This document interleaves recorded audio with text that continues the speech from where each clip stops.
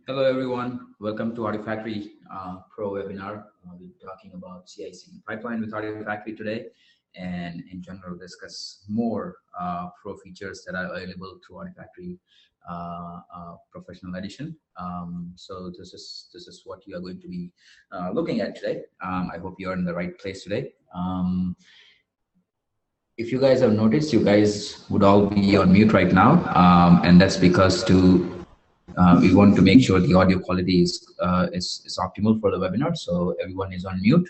If you guys have any questions, please feel free to use the Q&A tab to shoot out any questions to me, and then we'll take a look at those questions at the end of the webinar and answer them one by one based on the time we have on hand. Okay, so without further ado, let's get started. Start with the introduction. I am Raghav Baldania, part of the solutions engineering team at JFrog here. We work with customers, we work with sales, we work with R&D and product team in terms of making sure that the product is aligned with the customer's need. And we also work with customers in terms of architecture discussions, product deployments, and coming up with the solution that fits best for customers' use case. And today's agenda would be going quickly over the Artifactory UI and Artifactory, what Artifactory is, what Artifactory offers, and so on. This would be a really quick recap of what Artifactory does. We've been discussing about Artifactory in our previous webinars as well. So this is not an introduction to Artifactory webinar. And then we'll talk about how Artifactory is a universal binary repository manager.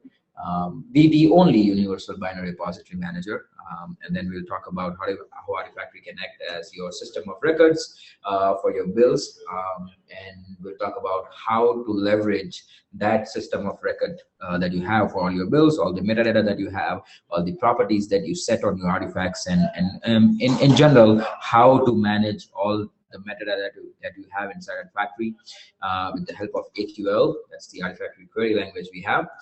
And then we'll talk about how Artifactory integrates with other tools and platforms that are available in the DevOps space.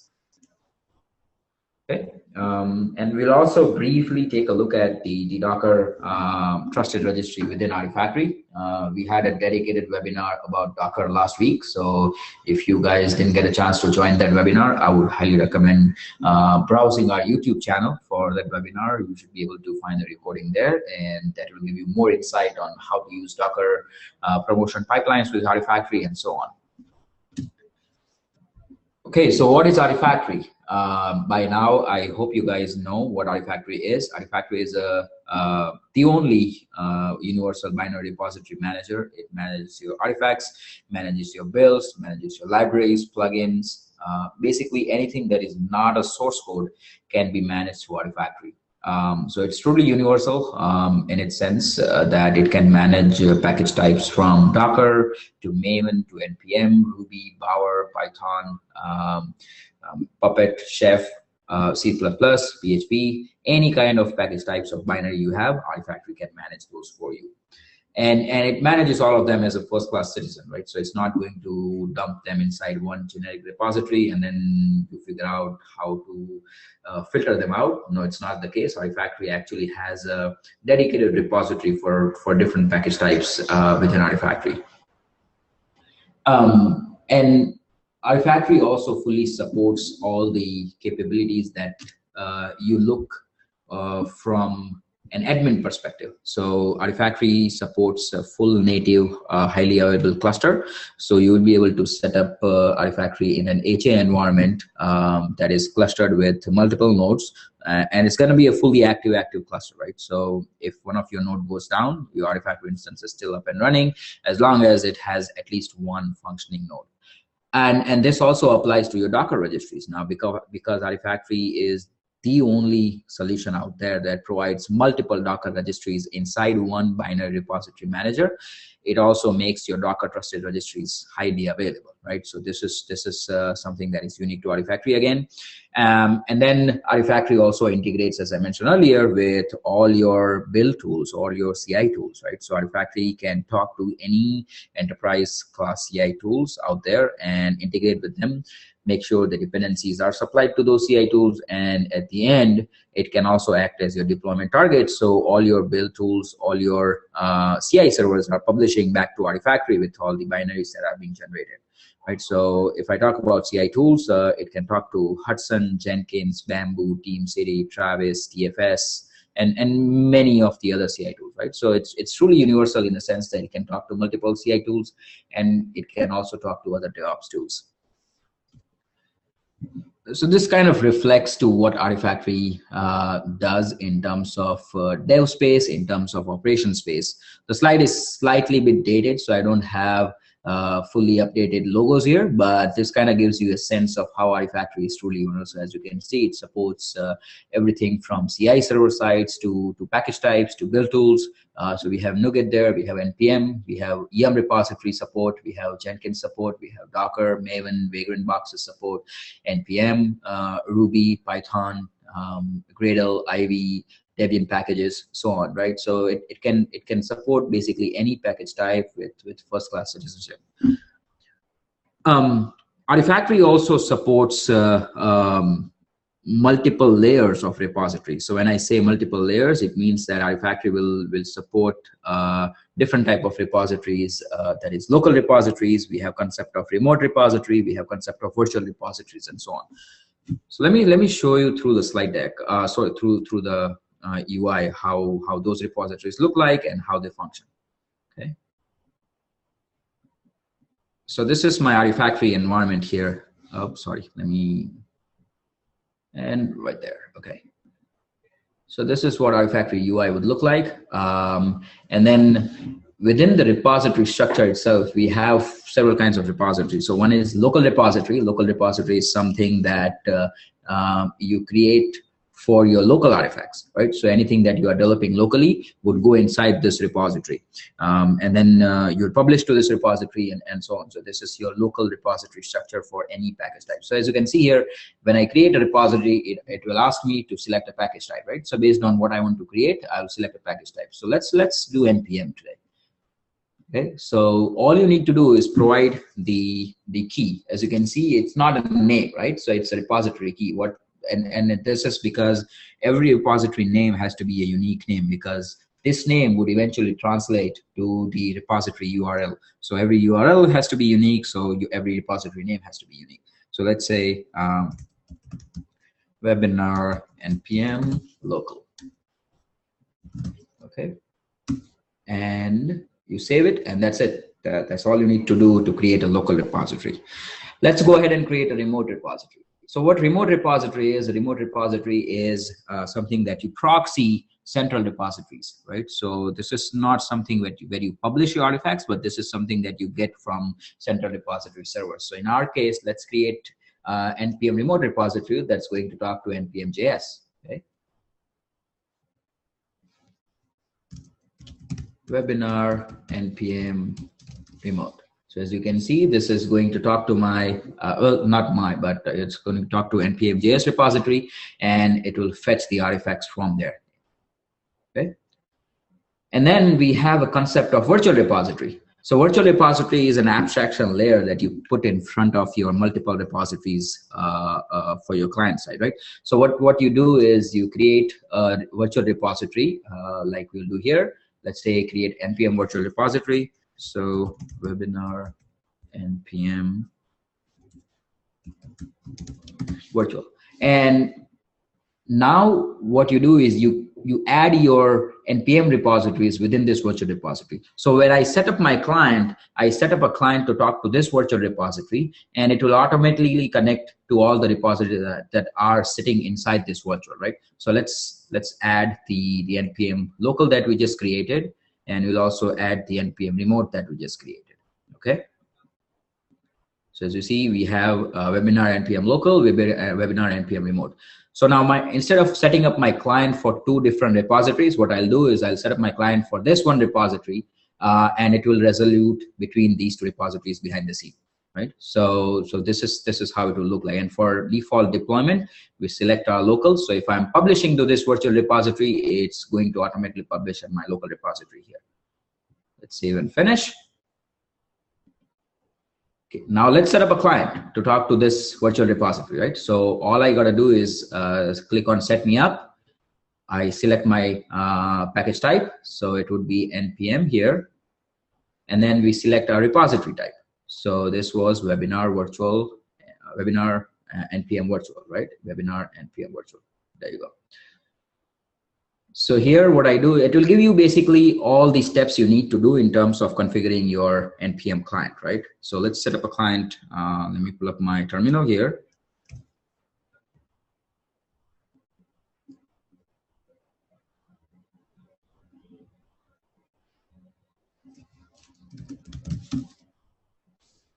Okay. So first is we set up our authorization. As you can see, I'm not using my plain text user and password, but it's going to use the API key, right? So as you can see, my API key here right after my username, and then I place this API key inside my npm-rc file. So rc, let's get rid of everything else, add and save. Okay.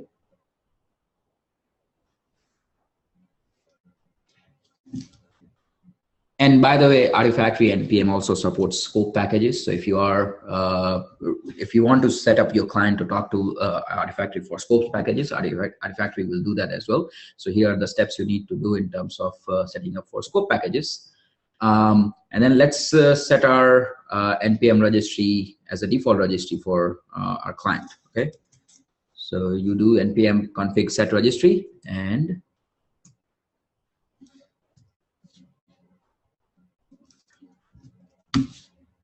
okay, that is done.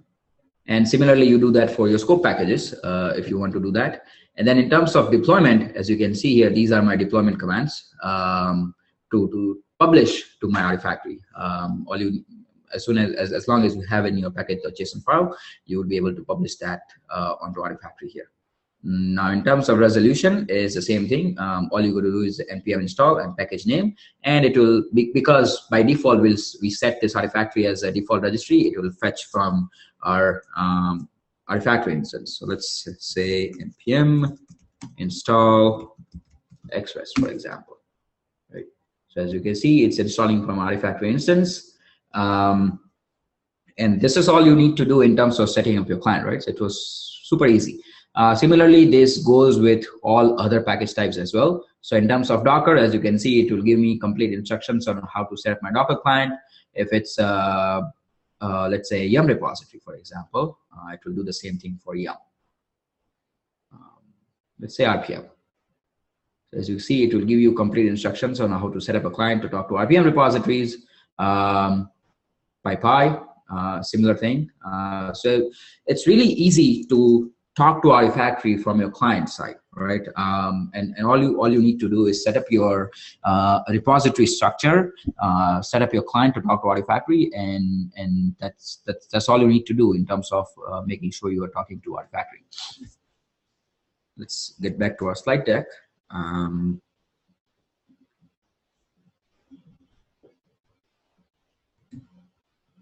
Okay, so that was client. Now let's talk about system of record that Artifactory will play. Right now, before I jump onto the conclusion here, I do get asked a lot of times, like, what Artifactory is, how does it sit inside my CI/CD pipeline, or how it acts as your system of record, right? So this is the workflow. This is a really big picture, but I'll try to go step by step and make sure we all understand everything that's on the deck here.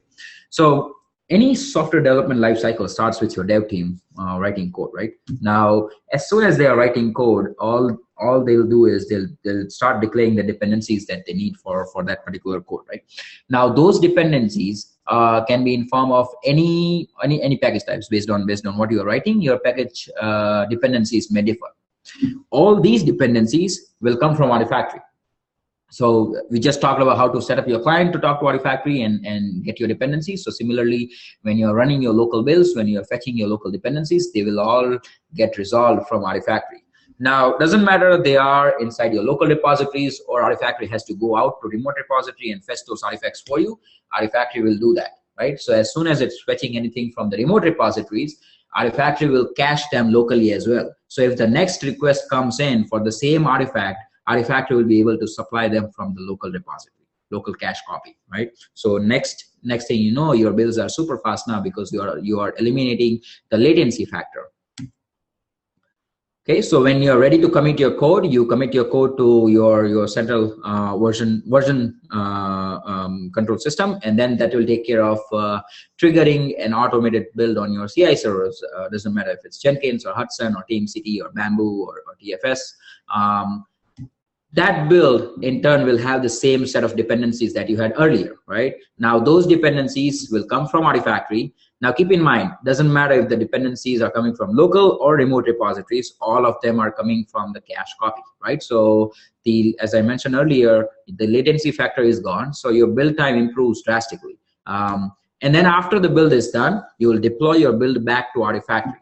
Now, as part of this deployment, Artifactory will capture everything that is available as part of your build information, right? So right from your environment variables to system variables to state of your build machine to your dependency list to your published modules, everything that is available for your build would be captured. So this is how it will be able to create a single source of truth for your builds. Now, this system of record is read-only. Nobody can modify it, not even an admin. Nobody can delete that system of record, or nobody can get rid of that. So you know that if something was published from Jenkins to Artifactory, it's gonna be there forever.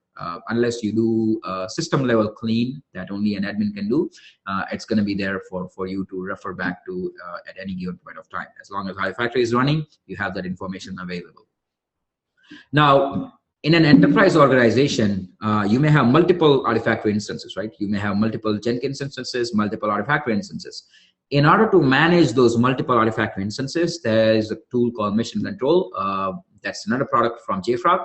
Mission Control is there to manage and monitor all your Artifactory instances from one application, right? So this is a really powerful tool in terms of managing Artifactory, monitoring Artifactory, handling all the admin related responsibilities, creating repositories, creating configuration management, creating your replications, user permissions, access controls. Everything can be done from Mission Control.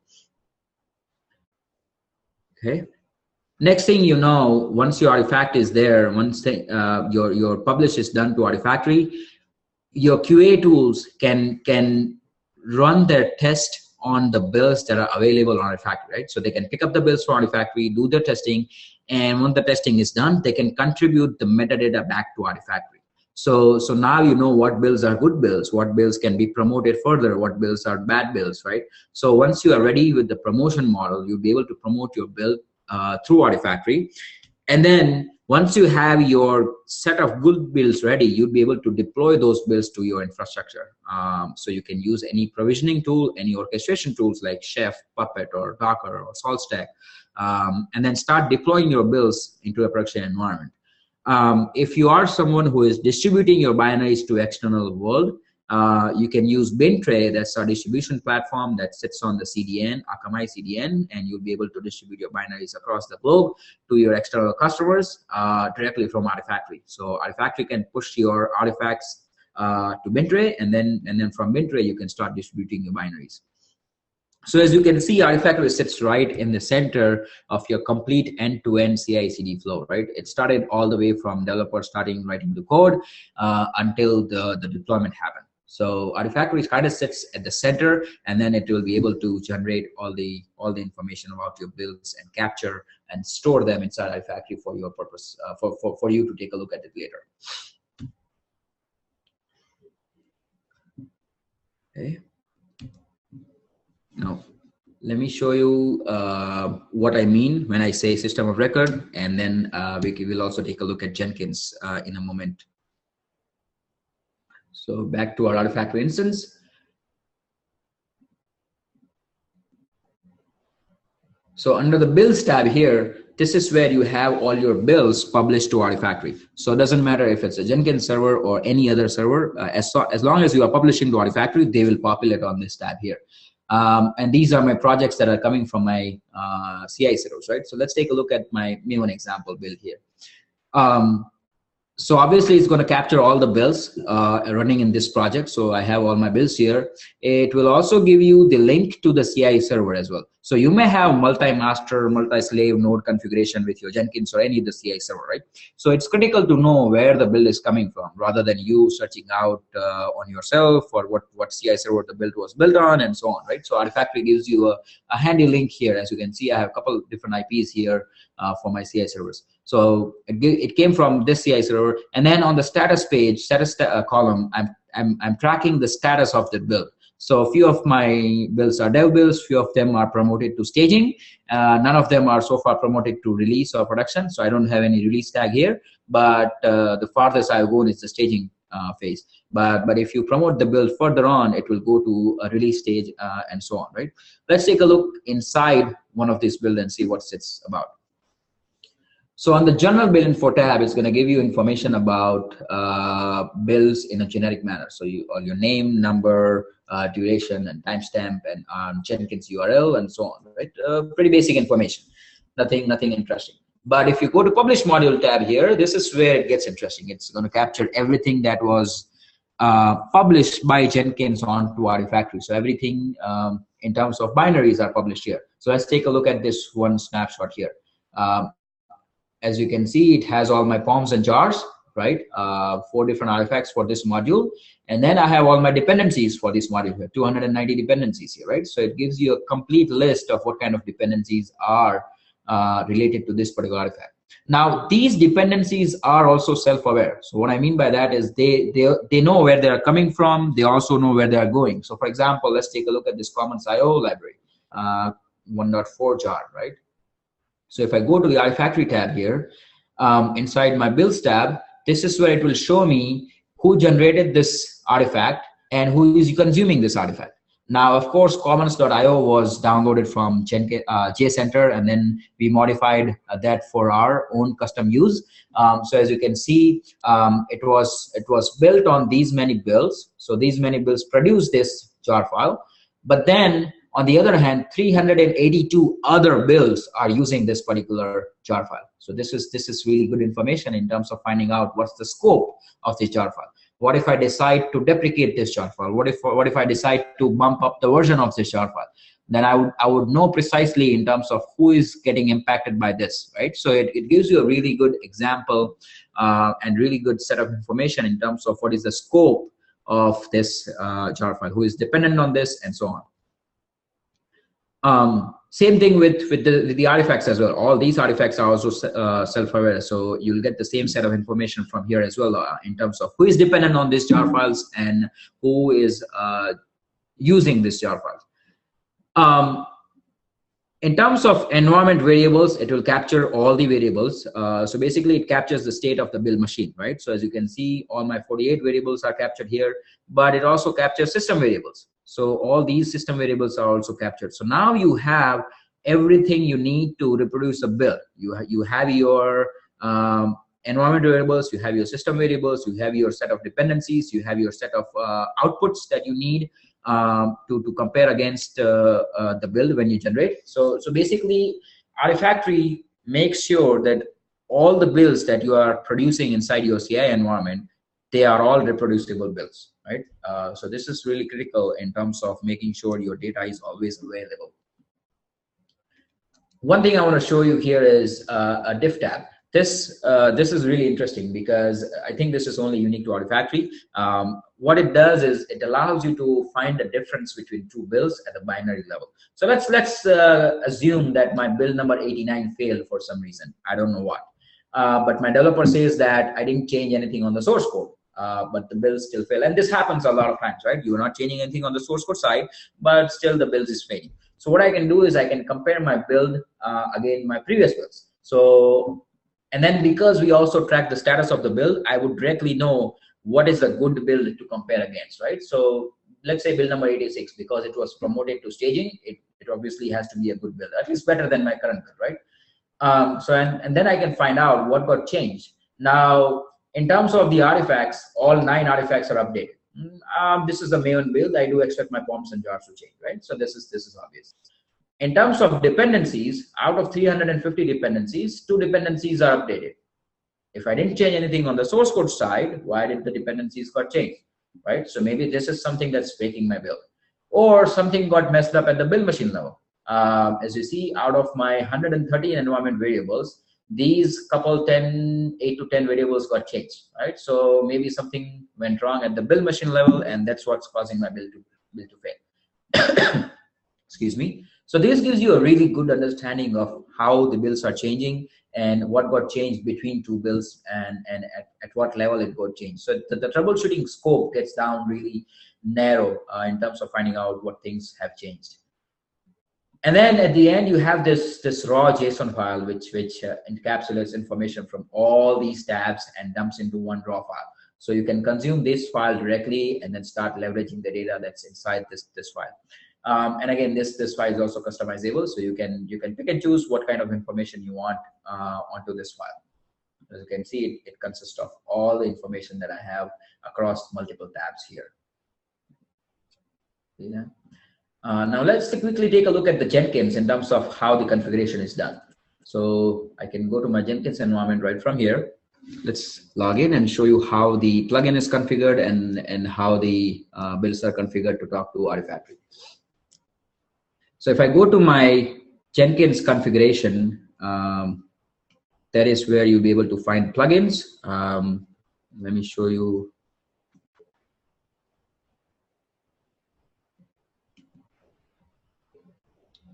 So Artifactory provides two kinds of plugins, Artifactory plugin and Artifactory release promotion plugin. So once you have those plugins installed, this is where you'll be able to configure your Artifactory instances with Jenkins. And where's it?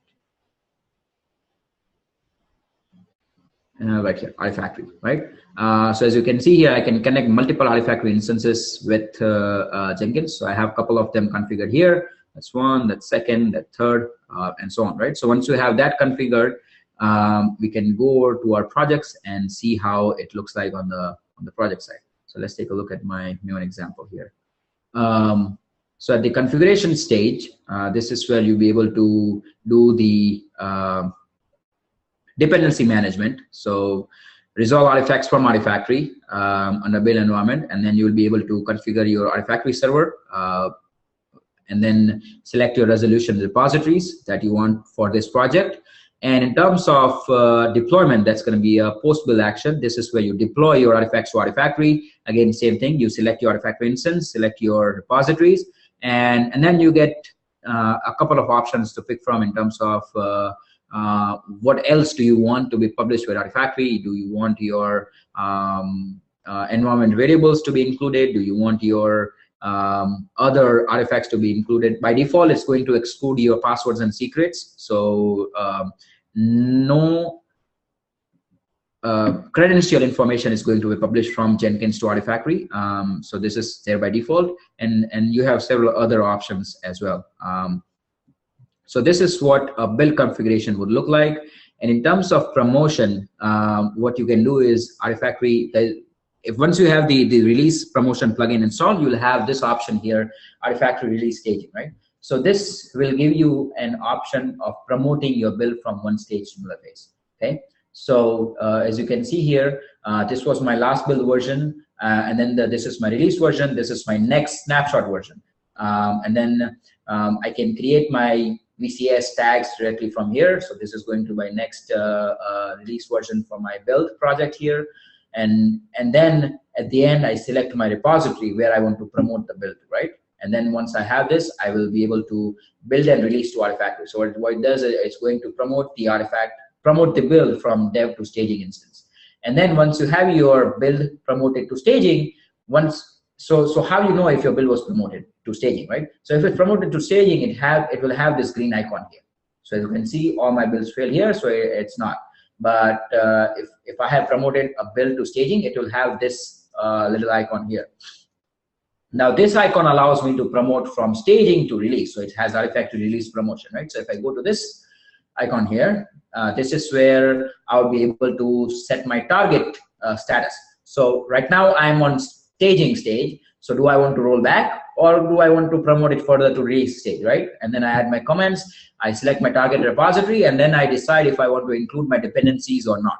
as part of this promotion.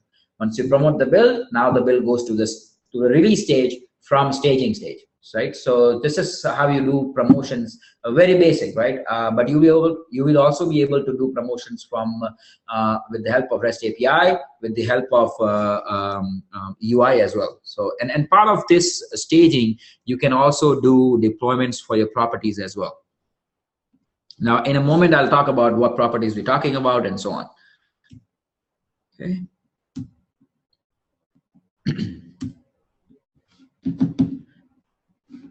Now, before I talk more about properties and metadata, I really quickly want to go over how this metadata is generated and how the explosion of binary came along in the last couple of years.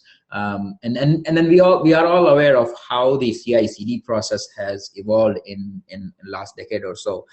There were times where big enterprises were doing just one nightly build or maybe a weekly full build. And then from there, it came to daily builds where continuous integrations came in, and then people are running builds continuously as part of their commits to their VCS.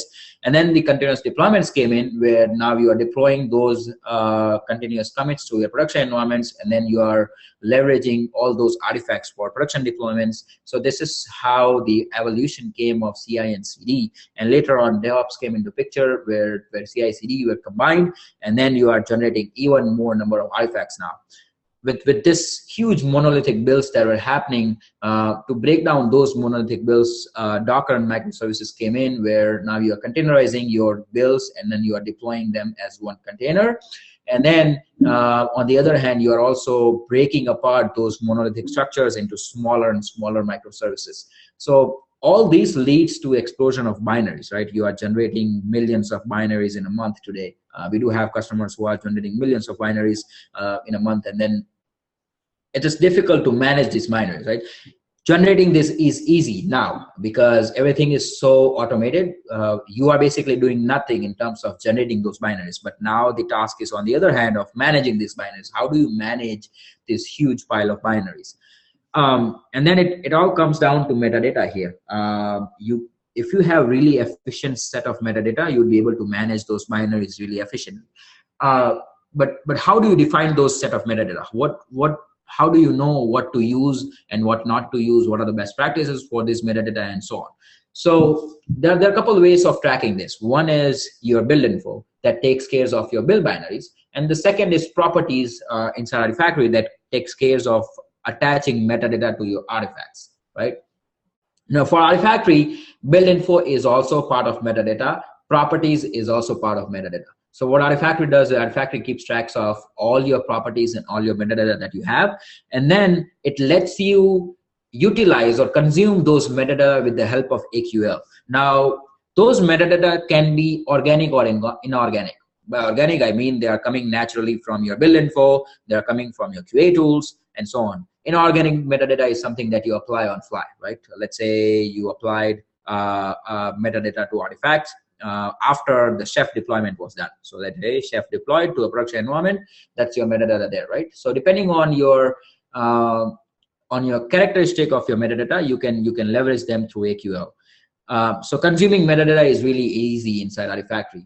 We have a proprietary query language called Artifactory Query Language. More information about AQL can be found on our wiki page, but this is a really powerful system in terms of grabbing artifacts from Artifactory, making sure you are picking the right ones when you're doing the deployments with your automated tools, making sure you are leveraging the keywords or the hooks in a correct manner when you are publishing those artifacts from Jenkins to Artifactory, or leveraging artifacts from Artifactory for your QA testing and so on. A really good example or really simple example for AQL is right here. For this example, we are looking for a jar file named artifactory.jar, right? So what I'm looking for this jar file. So my archive item name is artifactory.jar. I mean, this could be star.jar as well if you want to introduce wildcard. In this case, it's going to, well, if it's star.jar, obviously it's going to look for all the jar files. But here you are doing more specific search, that's artifactory.jar. And then you're also looking for the module name. build module name. So I want my build module name to be Artifactory, and then the build number should be 521. So this is going to give you a specific build number 521 that has module Artifactory, and that contains artifactory.jar, right? But you can make as crazy search as you want, or you can make it more simplified search. Artifactory AQL will be really powerful in terms of returning any type of results that you want. And then you can combine this AQL with REST API as well. So once you have the result out with AQL, you can do whole bunch of operations through REST API and AQL combined. So this in all is really powerful as well. So if you go to our wiki page, you'll get really good examples of how AQL can work, how it combines with REST API, and what kind of powerful tools it can provide you. That was AQL. Let's quickly talk about Docker. I don't want to go much deeper into Docker. As I mentioned, we have a dedicated webinar for Docker that was done last week, so please take a look at that webinar. But I'll quickly touch what Artifactory Docker first is all about. So Docker is nothing new to any of us. We all know what Docker is. We all know what Docker Trusted Registry is. Now, what Artifactory brings value on the table is that Artifactory is the only application that allows you to have multiple Docker registries in one application or inside one roof, right? So that is something very unique to Artifactory. You can have, Artifactory calls us as repositories. In Docker terms, these are registries, right? So you can have multiple Docker registries. And then you can have local registries, you can have remote registries, and then you can also have virtual Docker registry, which combines all your locals and remotes. And then what Artifactory does is Artifactory would be able to assign a unique URL to your Docker registries with the help of a reverse proxy configuration. Now that reverse proxy configuration is also supplied by Artifactory. I'll quickly show you in a moment where to get that reverse proxy configuration from. But in terms of reverse proxy, basically it's a rewrite proxy, right? HTTP rewrite proxy. All you need is Apache or Nginx installed in the system, and then Artifactory can give you the configuration that you simply copy paste in your conf file, and you should be good to go. Now, the few features that Artifactory provides with Docker registries, of course, I mentioned earlier, it's a highly available Docker Trusted Registry, so you can have multiple Docker registries inside Artifactory. They are highly available. And then you can also utilize all the flexibility and powerful security model you have inside Artifactory. So all your user permissions, all your permission targets, all your users and groups can be applied onto Docker registries. And then you have these powerful integrations with multiple CI/CD tools that Artifactory already has, right? So you can leverage this for your Docker environment. So in total, Artifactory brings a really good value if you want to use Docker with your environment there. And then this is all built in, right? You have to do nothing new, or you're not paying anything extra. You already have Artifactory. It's just a matter of using it. It's not going to ask you to have extra licenses or nothing, right? It's all built in, basically. There are no hidden conditions there. Now, how it achieves multiple Docker registries is that you have your Docker client. There's a reverse proxy server, basically the Apache or Nginx sitting between your Artifactory host and your client. And then you have your Artifactory system. So let me rather than explain through slide deck, let me show you how it looks like on the UI, and then you'll get more idea of how this works.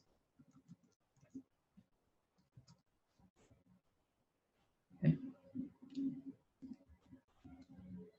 So if I go to my admin page and oh no, I think I'm on the wrong system. Let's take a look at the.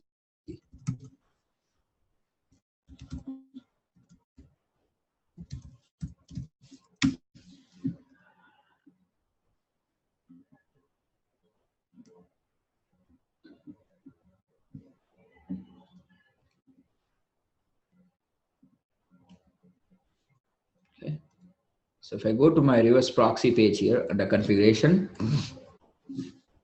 this is where it will ask me to select my reverse proxy server, so be it Nginx or Apache. And then I provide my information in terms of what's my internal IP, my host name, my public server name, and then if you are using HTTPS, what's the port for that? By default, of course, is 443. And then you provide your SSL certificate locations. And at the end here, this is where you decide how you want to make your Docker registries available, be it by port method or subdomain method. Now let me walk you through a difference between these two methods. So if you select port method, what Artifactory does is Artifactory will be able to assign unique ports to each and every Docker registries, right? So your Docker URL would something like would be your Artifactory host name, followed by your repository port, right? So let's say I have 3 Docker registries. I have Docker local, I have Docker remote, and then I have Docker virtual. I'm using port 5000, 5001, 5002. So it would be Artifactory us.jfrog.info :5000, followed by your image and tag, right? So as you can see, with every repository, I would have a unique port, so that I have a unique URL.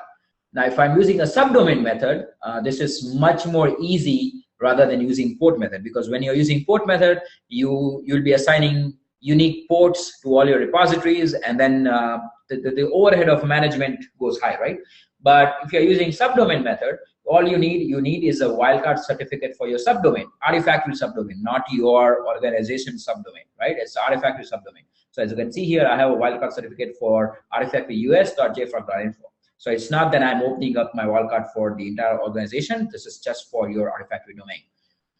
And then it gets much more easier to manage Docker registries here. So you have your Docker registry name .artifactory URL followed by image and tag, right? So this is much simpler in terms of configuration.